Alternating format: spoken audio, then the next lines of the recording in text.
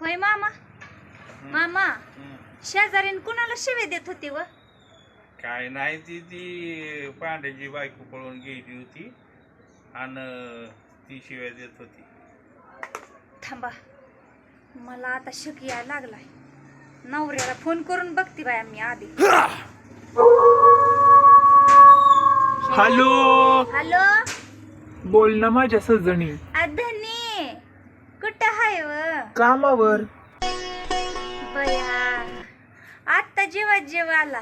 Video call करू का? नको राणे साहेब, मी कामावर आहे. 4 माणसं असते त्या होती बोलती. कसं कळत नाही तुम्हाला? हा नाही काय नाही.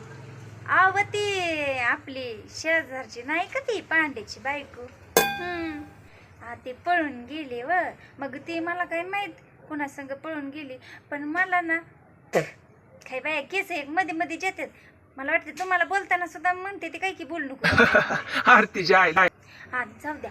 ती नाही का ती पांड्याची बायको नाही का, ती पळून गेली व कुणा संग तरी. म्हणलं बाय माझ्या नवऱ्याला आधी फोन करावा. मग काय तर तिच्यावर भरोसा नाही. तुम्हाला पळवून घेऊन गेली तर काय अगं, एवढं मोठं भाग्य आहे का माझं तिनं मला पळवून न्यायचं? आता ह्यात भाग्याचं काय आहे का विषय? विषय कसा नाही, तुझ्यात आणि तिच्यात लय मोठा फरक आहे की. तिनं नेलेलं लय वेगळं, तू बघ वेगळी. तुम्हाला का नाही, मी घरी आल्यावर बघ. आहा मूड आहा. असं नव, मग कशी बघती?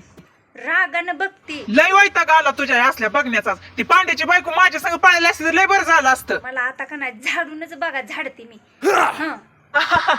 अरे चेष्टा केली र, तूच माझ्या दिलाची धडकन. ठेवा फोन. लय बाया कामावर असल्यावर लय सुचत.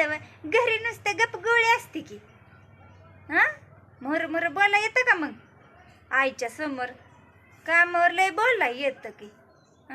ठेवा. खात्री झाली माझा नवरा नाही कुठे गेला पळून म्हणून.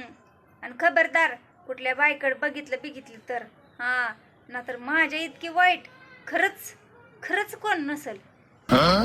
ठेवू का फोन? वाईट गुणाच्या हार्दिक शुभेच्छा. बायको ठेव फोन.